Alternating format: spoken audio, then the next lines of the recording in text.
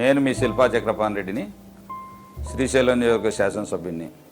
2019 సంవత్సరంలో నన్ను భారీ మెజార్టీతో గెలిపించినందుకు మీకు ధన్యవాదాలు. నేను మళ్ళీ 2024 సంవత్సరంలో శ్రీశైలం నియోజక శాసనసభ్యునిగా పోటీ చేయబోతా ఉన్నాను. మిమ్మల్ని ఓటు అభ్యర్థించే ముందు ఈ నియోజకవర్గం చేసిన 5 సంవత్సరాల్లో అభివృద్ధి చేసిన విషయాన్ని మీ ముందు ఉంచదలుచుకున్నాను. కాబట్టి ఈ అభివృద్ధి గురించి ఒకసారి మీకు చెప్పదలుచుకున్నాను. శ్రీశైలం మండలంలో 4 సచివాలయాలు తీసుకురావడం జరిగింది. 4 సచివాలయాలలో కూడా ఈరోజు 162 మంది వాలంటీర్లు పనిచేస్తూ ఉన్నారు. దాదాపు 42 మంది 44 మంది సచివాలయ ఉద్యోగులు కూడా పనిచేస్తూ ఉన్నారు. గతంలో ఎన్నో రకాల ఇబ్బందులు పడ్డారు. ఇప్పుడు మాత్రం సచివాలయాలు వచ్చిన తర్వాత ప్రతి పేదవానికి మేలు జరిగే విధంగా ఈ సచివాలయాలు పనిచేస్తాయన్న విషయాన్ని మీకు అందరికీ తెలుసు. ఇది వాలంటీర్ వ్యవస్థ ద్వారా కూడా ఈరోజు ఎన్నో రకాలుగా ప్రతి పేదవానికి ఇంటి వద్దకే వచ్చి వాళ్ళకు కావాల్సినటువంటి అర్హులైనటువంటి వారందరికీ కూడా పథకాలు అందించడం జరుగుతూ ఉంది. కాబట్టి సున్నిపెంటమే కాకుండా నెక్స్ట్ ఆత్మకూరు మండలంలో ఆత్మకూరు టౌన్లో కూడా ఈరోజు ఆత్మకూరు పల్లెలలో కూడా చూస్తూ ఉన్నా. ఎక్కడ చూసినా ప్రతి గ్రామంలో కూడా సచివాలయ వ్యవస్థ, అదేవిధంగా రైతు భరోసా కేంద్రాలు, అదేవిధంగా విలేజ్ హెల్త్ క్లినిక్లు, డిజిటల్ లైబ్రరీస్ త్వరలో రాబోతూ ఉన్నాయి. కొన్ని చోట్ల మొదలుపెట్టారు. అదేవిధంగా గోడౌన్లు, రైతులకు ధాన్యాన్ని నిల్వ చేసుకోవడం కోసం దాదాపు 38 గోడౌన్లు ఈరోజు మన నియోజకవర్గంలో ఏర్పాటు చేయడం జరిగింది. అదేవిధంగా ఈరోజు నాడు నేడు కింద స్కూళ్ళు వచ్చాయి. అదేవిధంగా నాడు నేడు కింద హాస్పిటల్స్ వచ్చాయి. ఇవన్నీ కూడా ప్రతి గ్రామంలో ఎంతో అద్భుతంగా ఈరోజు కట్టించగలిగాం. మన ఉమ్మడి కర్నూలు జిల్లాలో ఖచ్చితంగా చెప్పగలిగేది ఏంటంటే ఈరోజు ఫస్ట్లో ఉన్నాం. ఎందుకంటే సచివాలయాలు పూర్తి చేసాం. 3 మండలాల్లో 3 తప్ప మిగతా సచివాలయాలన్నీ కూడా కంప్లీట్ చేయగలిగాం. రైతు భరోసా కేంద్రాలు కంప్లీట్ చేయగలిగాం. ఈరోజు హెల్త్ క్లినిక్లు కంప్లీట్ చేయగలిగాం. అదేవిధంగా పాల డైరీలు కూడా కొన్ని గ్రామాల్లో పూర్తి చేయడం జరిగింది. ఇవన్నీ కూడా ఈ వ్యవస్థ వచ్చిన తర్వాత రైతాంగానికి ఎన్నో రకాలుగా ఉపయోగపడే విధంగా ఉంది. ఇదంతా పేదలందరికీ కూడా ఈ యొక్క సంక్షేమ పథకాలు అందడం ఈ యొక్క సచివాలయ వ్యవస్థ ద్వారా అందుతూ ఉన్నాయి. కాబట్టి ఇవన్నీ కూడా ఈ ప్రభుత్వంలో జగన్మోహన్ రెడ్డి గారి ఆధ్వర్యంలో ఎన్నో రకాలుగా ఈ యొక్క ఎన్నో లబ్ధి పొందడం జరుగుతూ ఉంది.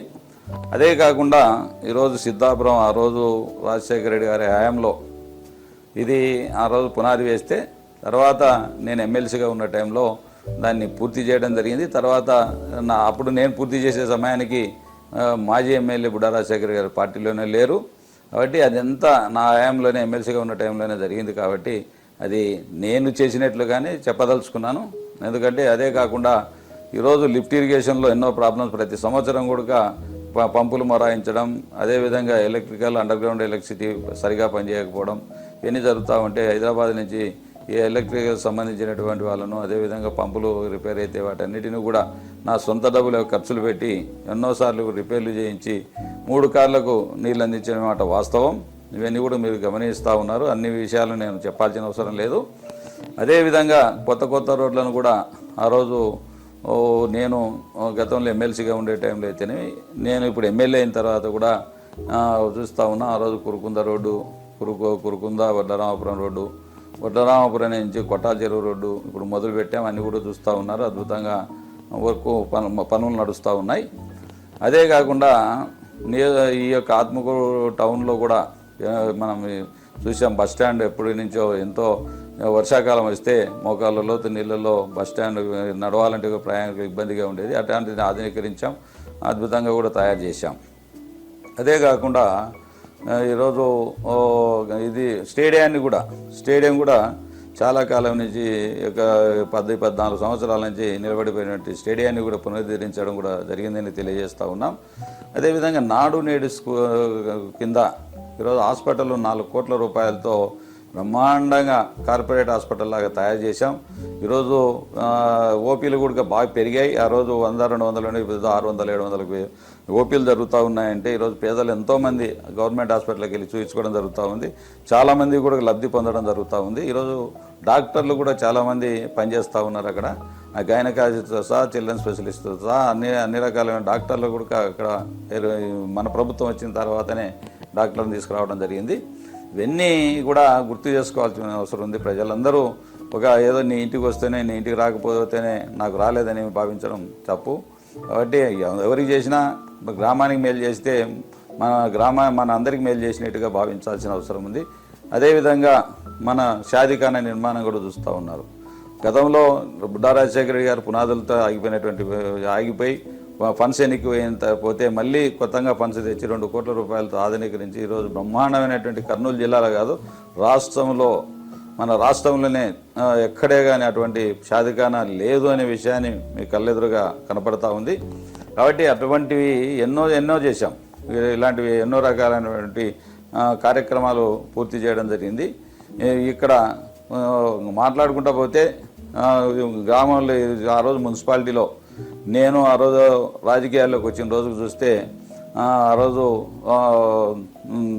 కరెంటు బిల్లులు కూడా చెల్లించడానికి వీలు లేని విధంగా, అంటే డ్రింకింగ్ వాటర్ కూడా కరెంటు బిల్లులు చెల్లించలేని దుస్థితి ఆ రోజు మేమే కొంతమంది నాయకులు తెలుగుదేశంలో ఉండే కలెక్టర్ గారికి వెళ్ళి, సార్ మేము కరెంటు బిల్లులు చెల్లించలేము, మా దగ్గర అంత రాబడి లేదు, మా నగర పంచాయతీగా ఉంది, ఈ నగర పంచాయతీ మేమేం చేయలేమని చెప్తే ఆ రోజు కలెక్టర్ గారు మాకు ఉపశమనం కలిగించడం జరిగింది. దాని తర్వాత నగర పంచాయతీని మున్సిపాలిటీగా తీర్చిదిద్ది గ్రేడ్ 3 మున్సిపాలిటీ తీర్చాం, గ్రేడ్ 2 మున్సిపాలిటీగా చేయబోతా ఉన్నాం త్వరలో. కాబట్టి 24 కౌన్సిలర్లు ఉన్నటువంటిది 31 కౌన్సిలర్లకు రేపు రాబోతా ఉంది. కాబట్టి ఈ అభివృద్ధి అనేది ప్రతి చోట ఎక్కడ జరగని అభివృద్ధి ఆత్మకూరు పట్టణంలో రోడ్లు కానీ, ఈరోజు డ్రైనేజీలు కానీ, ఎక్కడ కాలువలు కానీ అన్నీ కూడా అద్భుతంగా తయారు చేస్తూ ఉన్నాం.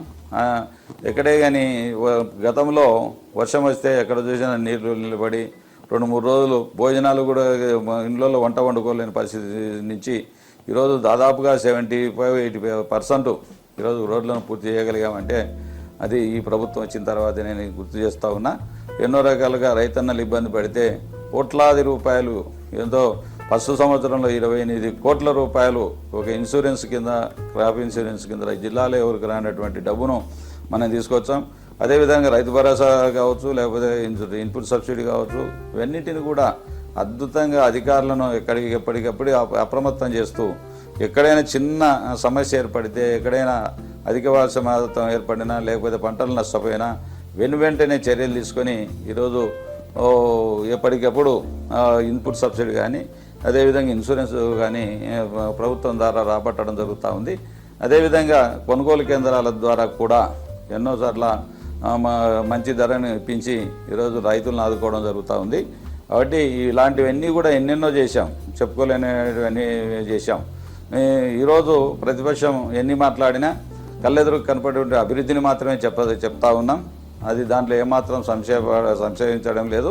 కాబట్టి బుడ్డా రాజశేఖర రెడ్డి గారు ఎక్కడ అభివృద్ధి ఎక్కడ అని అడుగుతూ ఉన్నాం. నేను చెప్పినటువంటి వాళ్ళు ఏమాత్రం ఒక్కటి తప్పున్నా ప్రజలు నాకు ఓటు వేయొద్దని కూడా తెలియజేస్తా ఉన్నాయి. ప్రతి విషయాన్ని కూడా నేను ప్రజల దృష్టికి తీసుకెళ్తూ ఇంకా ఎన్నో సంక్షేమ కార్యక్రమాలే కాకుండా ఈరోజు ఆత్మకూరు మండలంలో బ్రహ్మాండమైన అభివృద్ధి చేశామనే విషయాన్ని తెలియజేస్తూ, ఆత్మకూరు పట్టణంలో హిందూ శ్మశాన వాటిక గురించి మనం చెప్పుకోవాల్సిన అవసరం ఉంది. ఎందుకంటే దాదాపు 60-70 వేల జనాభా ఉన్నటువంటి టౌన్ అది. ఆ టౌన్లో ఆశ్చర్యం వేస్తుంది. ఎందుకంటే అర్ధెకరా మాత్రమే ఇప్పటి వరకు శ్మశాన వాటికకు స్థలం ఉంది. అర్ధెకరాలనే దాంట్లోనే కాల్చాలి, దాంట్లోనే పూడ్చాలి.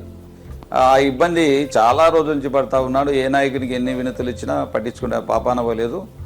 నాకు ఒక సందర్భంలో అన్న ఎందుకు శ్మశాన వాటికకు స్థలం లేదు అని చెప్పినప్పుడు, ఏదైనా గవర్నమెంట్ స్థలం అంటే చూస్తూ ఉన్నట్టు, లేదు ఇట్లా జగద్గురు పీఠాధిపతికి సంబంధించినటువంటి స్థలము ఇక్కడ ఉంది, చాలా స్థలం ఉందన్న, అక్కడ మీరు ఒక్కసారి మాట్లాడితే స్వామివారితో అని చెప్పి స్వామివారితో మాట్లాడమని చెప్పి నా దృష్టికి తీసుకురావడం జరిగింది. నేను స్వామివారికి ఎట్లా వెళ్ళాలని ఆలోచన చేస్తున్న సందర్భంలో స్వామివారు కూడా నన్ను పిలిపించడం జరిగింది.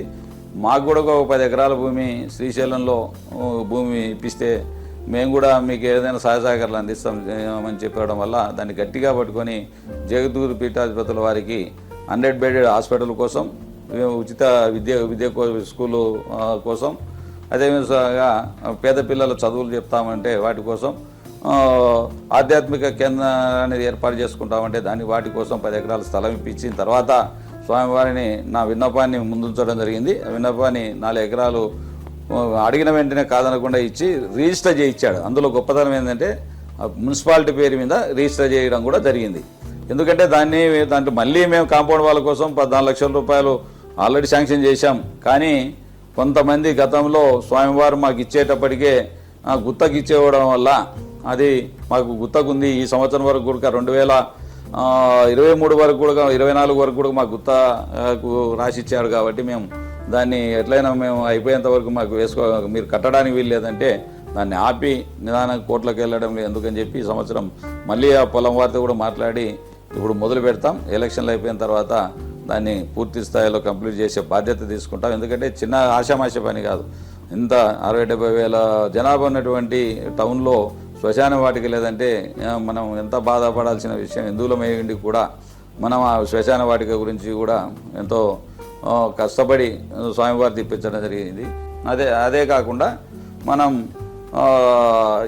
చర్చిలకు కూడా దాదాపు 35 లక్షలు 40 లక్షల రూపాయలు ఖర్చు పెట్టి ఈరోజు చర్చి అక్కడ కర్వేన గ్రామంలో కట్టించడం జరిగింది. రాజకీయ జోక్యం వల్ల అది ఆగిపోవడం జరిగింది. రాజకీయ జోక్యం అది ఏమాత్రం ఎలక్షన్లు అయిపోయిన వెంటనే దాన్ని పూర్తి పునరుద్ధరించే బాధ్యత నాది అని కూడా తెలియజేస్తా ఉన్నా. ఎందుకంటే దీన్ని రకరకాలుగా ప్రచారం చేస్తూ ఉన్నది. నేనే కట్టించాను, నేనే పూర్తి చేసే బాధ్యత నాది. అది సొంత డబ్బులైన ఖర్చు పెట్టి ఇచ్చే బాధ్యత నాది అని కూడా ప్రజలకు వివరిస్తూ ఉన్నా. అదేవిధంగా డంప్ యార్డు గురించి రాజకీయ జోక్యం దాదాపు 20 ఎకరాల భూమి మనం అక్కడ తీసుకొచ్చాం. ఇక శృతివనం దగ్గరలో ఆ ప్రాంతంలో 20 ఎకరాల భూమి కూడా వెంటనే జీవో తీసుకొస్తే కొంతమంది రాజకీయ జోక్యం వల్ల నందికొట్టుకు సంబంధించినటువంటి రాజకీయ నాయకులు కావచ్చు, ఇంకా లోకల్ నాయకులు కావచ్చు, దీన్ని ఎంత రాజకీయ జోక్యం వల్ల దాన్ని డంప్ యార్డును పూర్తి స్థాయిలోకి తీసుకురాలేకపోయాం, పూర్తిగా అమల్లోకి తీసుకురాలేకపోయాం. కాబట్టి దాన్ని నేను ఎమ్మెల్యే అయిన వెంటనే తక్షణమే ఇక్కడ పాతగా వేసినటువంటి డంప్ యార్డు వేసినటువంటి చెత్తనంతా తొలగించి పూర్తి స్థాయిలో క్లీన్ చేయించి దాన్ని అందటినీ కూడా నా సొంత డబ్బులు పెట్టైనా సరే, మళ్ళీ ఈసారి నా సొంత డబ్బులు ఖర్చు పెట్టైనా సరే శ్మశాన మనం ఏదైతే ఈ డంప్ యార్డు కావాల్సిన స్థలాన్ని ప్రజలకు ఇబ్బంది లేకుండా విధంగా కొనైనా సరే డంప్ యార్డును పూర్తి చేసే బాధ్యత నాది అని సవినయంగా తెలియజేస్తా ఉన్నా.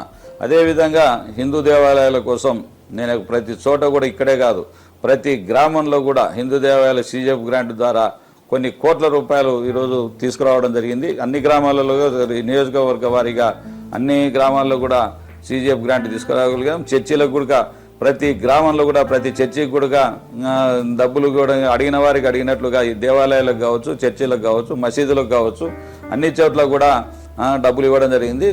ఆత్మకూరు పట్టణంలో మదర్సాకు 20 లక్షల రూపాయలు నా సొంత డబ్బులు ఇవ్వడం జరిగింది. అదేవిధంగా రాములవారి దేవాలయానికి కూడా 20 లక్షలు ప్రామిస్ చేశాను. వాళ్ళు ఎప్పుడైనా ఉపయోగించుకోవచ్చు. ఆ 20 లక్షల రూపాయలు 20 లక్షల రూపాయలు ఇంకా ఎక్కువైనా ఖర్చు పెట్టడానికి సిద్ధంగా ఉన్నాను.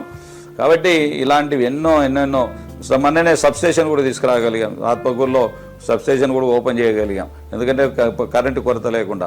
రేపు వెంగళరెడ్డిపేటలో కూడా అక్కడ మొదలు పెట్టాం. అక్కడ ఒక సబ్స్టేషన్ తీసుకొస్తా ఉన్నాం.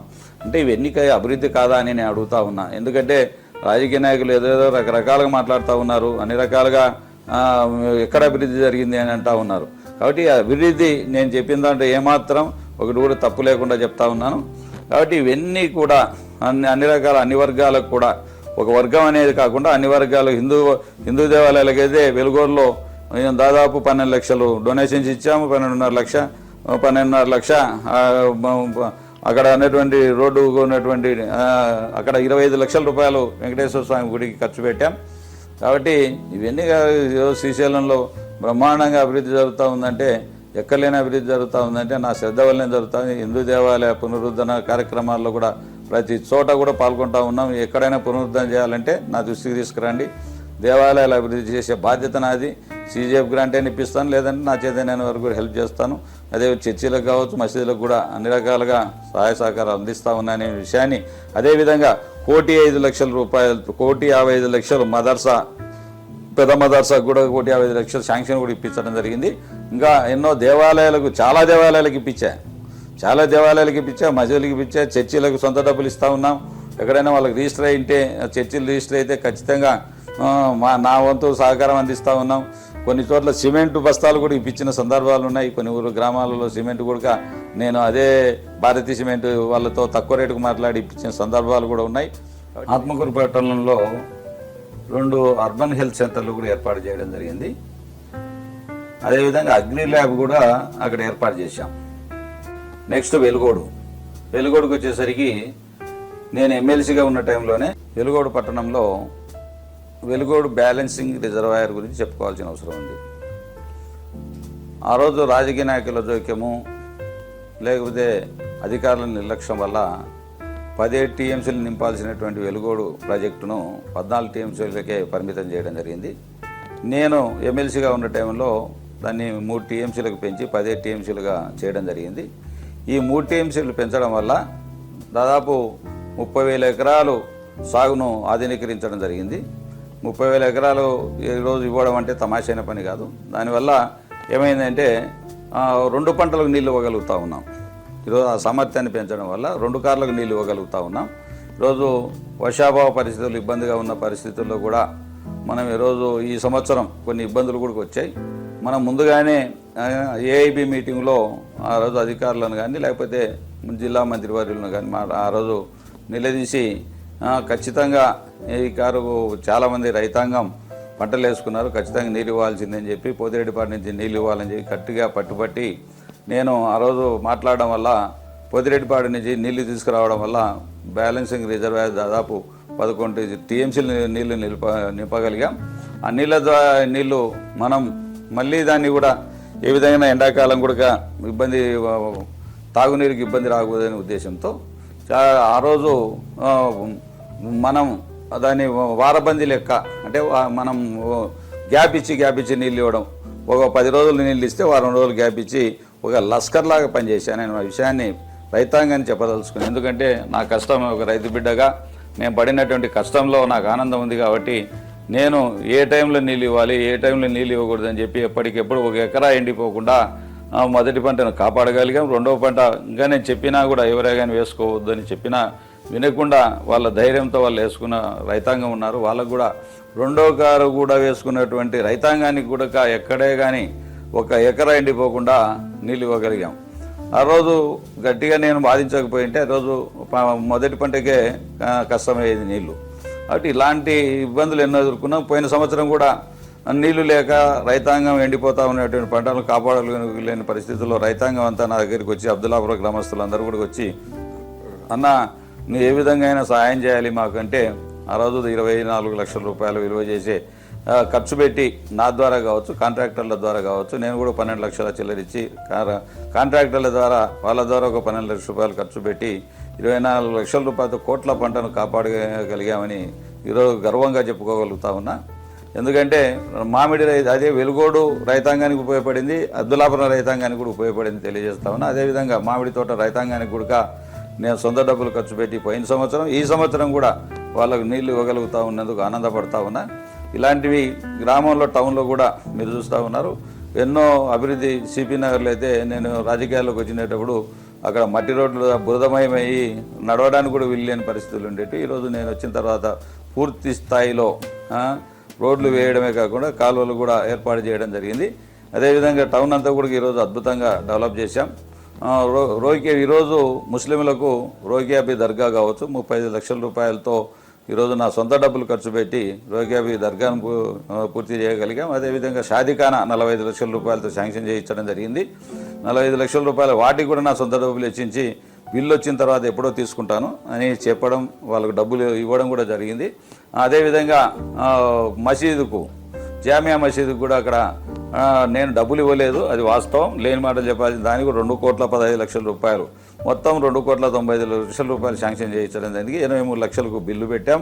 ఆ బిల్లు రాకపోతే కూడా నేను చెప్పాను ఏ డబ్బులు 2,15 లక్షల రూపాయలు కూడా ఒకవేళ ఏదైనా గవర్నమెంట్ ఇచ్చి రావని తెలుగుదేశం నాయకులు ప్రచారం చేస్తూ ఉన్నారు. ఆ డబ్బులు రాకపోతే నా సొంత డబ్బులు ఇచ్చి ఆ మసీదును పూర్తి చేసే బాధ్యత నాది అని నేను పత్రికల ద్వారా కూడా తెలియజేయడం జరిగింది.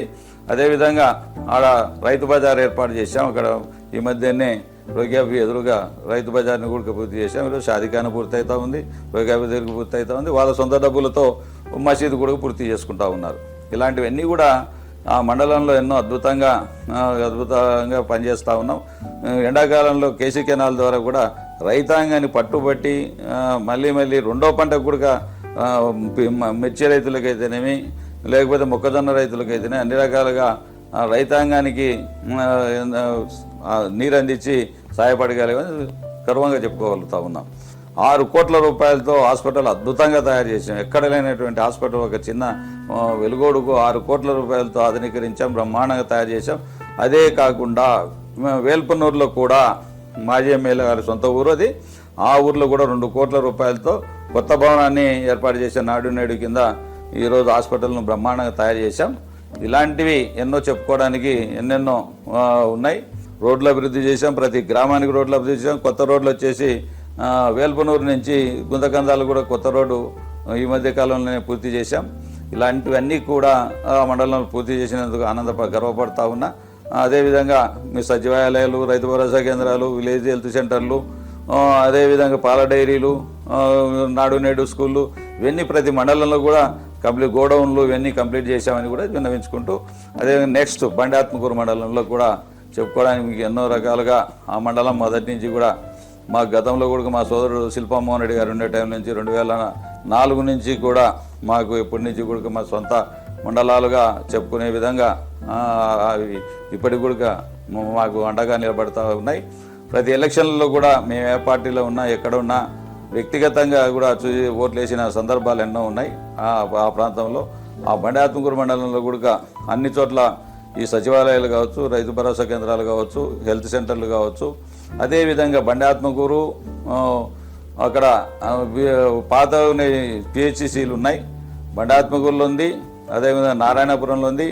ఆ పిహెచ్సిలను కూడా 45 లక్షల రూపాయలతో ఆధునీకరించడం జరిగింది. మోత్కూరు పిహెచ్సిని కూడా ప్రతి పిహెచ్సి కూడా 45 లక్షల రూపాయలు ఖర్చు పెట్టాం. ప్రతి పిహెచ్సికి 45 లక్షలు పెట్టడమే కాకుండా డాక్టర్లను పుష్కలంగా కూడా తీసుకురాగలిగాం. అన్ని చోట్ల కూడా పిహెచ్సిలో డాక్టర్లు ఈరోజు అద్భుతంగా పనిచేస్తూ ఉన్నారు.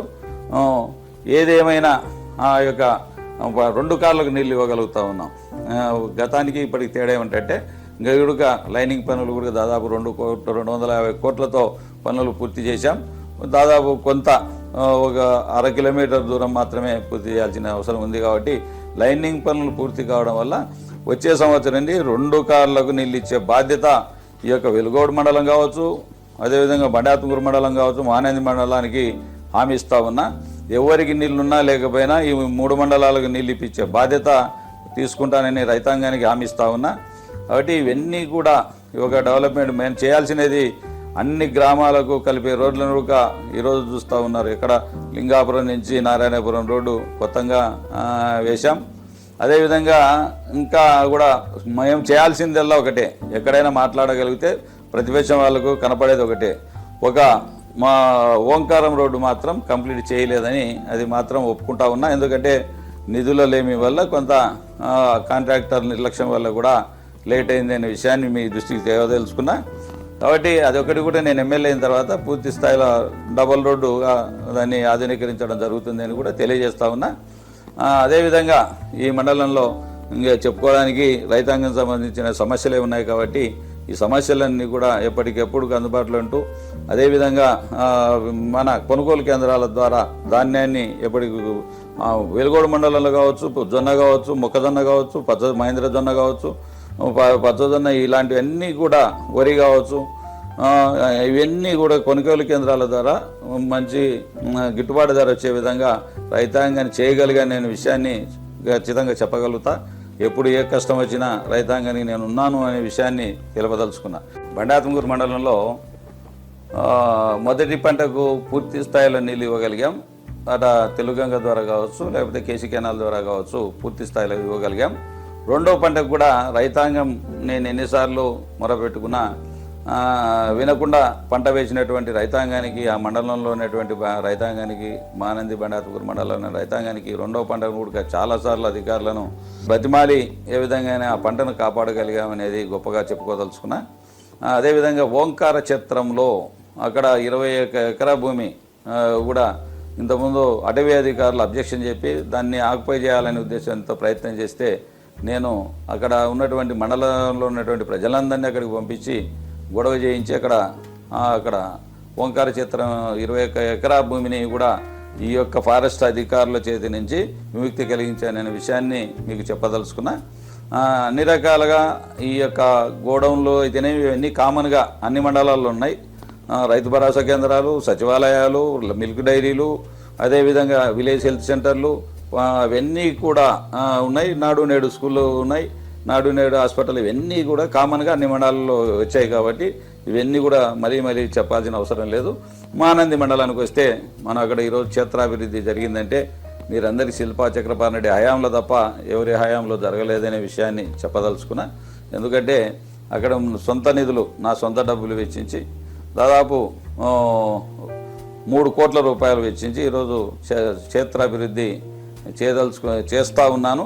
మీరందరూ చెప్పి నంది సర్కిల్ ఎంత బ్రహ్మాండంగా వచ్చింది ఈరోజు. దాని దేవస్థానం చుట్టూ ల్యాండ్స్కేపింగ్తో కూడినటువంటి హైదరాబాద్ ఆర్కిటెక్ట్ చేత రూపుదిద్దుకుంటున్నటువంటి ఒక ల్యాండ్స్కేపింగ్ అద్భుతంగా నభూతోన భవిష్యత్ అనే విధంగా రాష్ట్రంలో ఏ దేవస్థానంలో అభివృద్ధి జరగని విధంగా అంత అందంగా దేవస్థానం అందంగా కనపడే విధంగా ఈరోజు అన్ని చర్యలు తీసుకుంటా ఉన్నాం. అదేవిధంగా తిరుమల తిరుపతి దేవస్థానం తరఫున 4,60,00,000 రూపాయలు 6A కింద ఆ రోజు టెంపుల్ని చేర్చి 4 యాత్రికులకు వసతి గృహాల కోసం ఈరోజు దాన్ని ప్రారంభించాం. ఇప్పుడు వర్క్ నడుస్తూ ఉంది, 55 రూములు. అదేవిధంగా ఇక్కడ కూడా మళ్ళీ డోనర్స్ని సేకరించి మళ్ళీ ఒక 10 కోట్ల రూపాయలతో అభివృద్ధి చేసే విధంగా ఇక్కడ కూడా రూములను నెలకొల్పుతూ ఉన్నాం.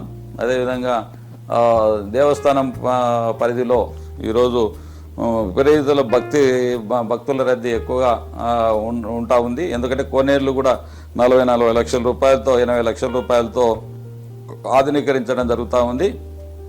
కాబట్టి ఈ ల్యాండ్స్కేపింగ్ ఇవన్నీ వచ్చిన తర్వాత ఈ మధ్యకాలంలో చూశారు, భక్తుల ద్వారా డొనేషన్ల ద్వారా కూడా 4 కోట్ల రూపాయలు సేకరించాం. ఈరోజు మంచినీటి వసతి కావచ్చు, టాయిలెట్స్ కావచ్చు, ఈరోజు దేవస్థానంలో ఉన్నటువంటి బంగారుతో చేసిన స్టీల్తో చేసినటువంటి బ్యారికేడ్లు కావచ్చు, అన్ని రకాలైనటువంటి వసతులతో ఈరోజు మహానంది క్షేత్రాన్ని అభివృద్ధి చేస్తున్న మాట వాస్తవం అని కూడా తెలియజేస్తా ఉన్నా.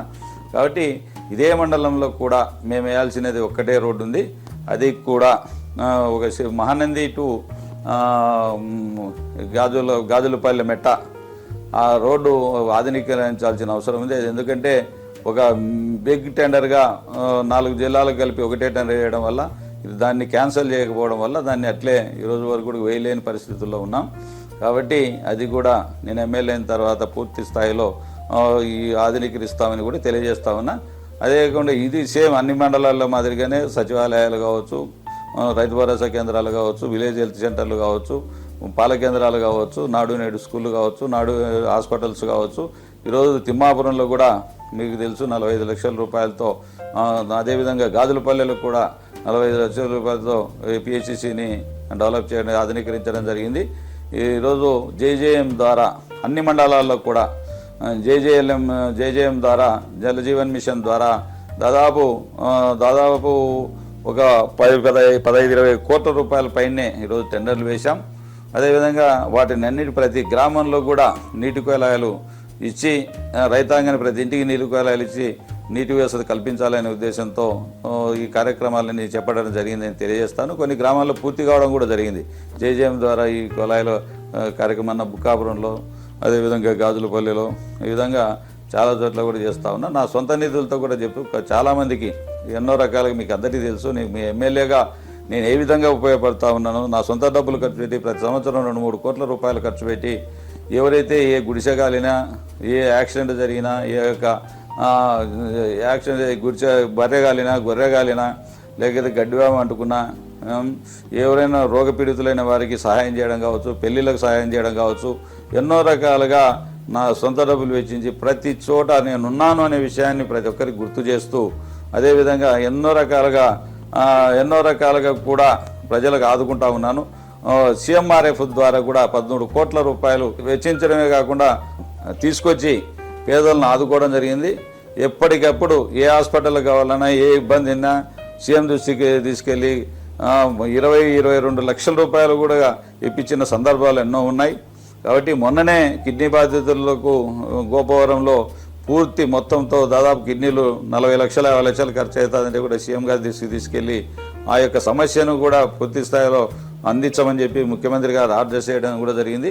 ఇటువంటివి ఎన్నో కార్యక్రమాలు జరుగుతూ ఉన్నాయి. గతంలో కూడా తెలుసు, Majidapuram to Sitarapuram road, Gopavaram to ఇట్లా గజలపల్లె స్టేషన్ రోడ్డు, అదేవిధంగా ఇక్కడ తిమ్మాపురం టు అది దర్గా రోడ్డు, అవన్నీ కూడా కొత్త కొత్త రోడ్లు వేసి ఈ యొక్క నియోజకవర్గాన్ని అభివృద్ధి చేసే మాట వాస్తవం.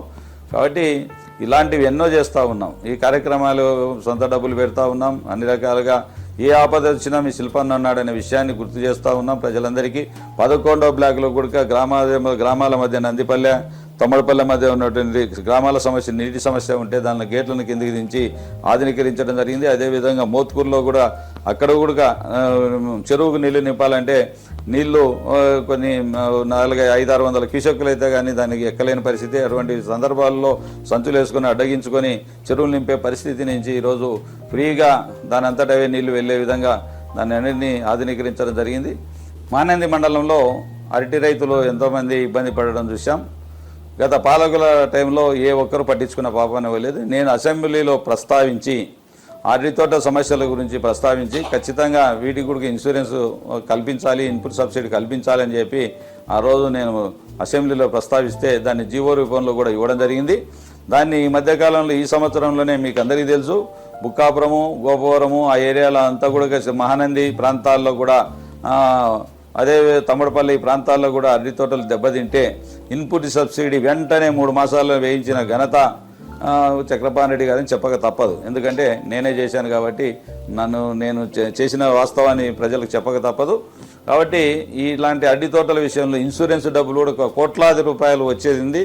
అది కూడా మనకి ఇప్పుడు కోడ్ ఉంది కాబట్టి రావు. ఇది అయిపోయిన తర్వాత ఖచ్చితంగా ఆ యొక్క ఇన్సూరెన్స్ డబ్బులు ఆల్రెడీ ప్రభుత్వం దృష్టిలో పెట్టాం. ప్రభుత్వం కూడా ఇవ్వడానికి సిద్ధంగా ఉంది. ఈ కోడ్ అయిపోయిన తర్వాత ఇప్పించే బాధ్యత నాది అని కూడా తెలియజేస్తా ఉన్నా, మీ అందరి సవినయంగా తెలియజేస్తా ఉన్నా. ఇలాంటివి ఎన్నెన్నో కరోనా టైంలో కూడా ఏ నాయకుడు కూడా నేను కూడా ఒకటి లాస్ట్గా చెప్పదలుచుకున్నా. కరోనా టైంలో ఈ నాయకులందరూ ఎక్కడున్నారో చెప్పాల్సిన అవసరం ఉంది. ఎందుకంటే గతంలో ఓట్లేనంత మాత్రాన పారిపోయి 3 సంవత్సరాలు ప్రజలకు కనపడకుండా కరోనా రక్కసి వెంటబడతా ఉంటే, వెంటబడి తన్నుతూ ఉంటే, ప్రపంచమల్లా లబోదివ్వమని మొత్తుకుంటూ ఉంటే, ఏమైపోతా ఉన్నామనే భయంతో తిరుగుతూ ఉంటే, ఆ సందర్భంలో కూడా నా నియోజకవర్గ ప్రజలు నేను ఉన్నాను అని చెప్పి ప్రతి చోట వెళ్ళి ధాన్య సేకరణ టైంలో కూడా ధాన్యాన్ని బయటికి తీసుకుపోయే పరిస్థితులు లేని సందర్భంలో కూడా నేను అక్కడే ఉండి ధాన్యాన్ని కూడా ఇక్కడ వేరే ప్రాంతాలకు, వేరే రాష్ట్రాలకు పంపించే విధంగా ఏర్పాట్లు చేయడం జరిగింది. అదేవిధంగా నేను అక్కడే ఉండి అధికారులందరినీ అప్రమత్తం చేసి కరోనా సెంటర్లు ఎక్కడే ఏర్పాటు చేసి, అదేవిధంగా కర్నూలులో కరోనా అక్కడ సెంటర్ని ఏర్పాటు చేసి, అక్కడ మన శ్రీశైలంలో కూడా ఒక మారుమూలమైనటువంటి అక్కడ కూడా కోవిడ్ సెంటర్ని ఏర్పాటు చేయడం జరిగింది. ఇలాంటివి ఎన్నెన్నో చెప్పుకుంటూ పోతే చెప్పలేనన్ని కార్యక్రమాలు ఈ కరోనా టైంలో చేశాం. అక్కడ మన ప్రతిపక్ష నాయకుడు మన బుడ్డా రాజశేఖర రెడ్డి గారు తొంగి చూసినా కూడా పాపాన పోలేదు. ఇలాంటి వాళ్ళు రాజకీయ నాయకులైతే మనం ఏ విధంగా పాలిస్తారో ఒక్కసారి అర్థం చేసుకోమని, ఈ నియోజకవర్గ అభివృద్ధి నేను చెప్పినది ఏమాత్రం తప్పైనా మీరు నన్ను ప్రశ్నించడానికి ఉండే విధంగా నేను మీ అందరికీ కూడా తెలియజేస్తూ ఉన్నాను. కాబట్టి మీరందరూ కూడా నా యొక్క అభివృద్ధి, నేను ఇంకా రాబోయే రోజుల్లో చేయాల్సిన అభివృద్ధి ఎంతో ఉంది. కాబట్టి మీరు నా అభివృద్ధిని మీరు కాంక్షిస్తే నేను చేస్తానని నా పైన నమ్మకం ఉంటే మరొక్కసారి నాకు ఓటు వేసి గెలిపించవలసిందిగా, మిమ్మల్ని అందరినీ ఫ్యాన్ గుర్తుపై ఓటు వేసి నన్ను భారీ మెజార్టీతో గెలిపించవలసిందిగా సవినయంగా మేము చేతులు ఎత్తి నమస్కరిస్తూ వేడుకుంటా ఉన్నానని తెలియజేస్తా ఉన్నా. ఇట్లు మీ చక్రపాణి రెడ్డి.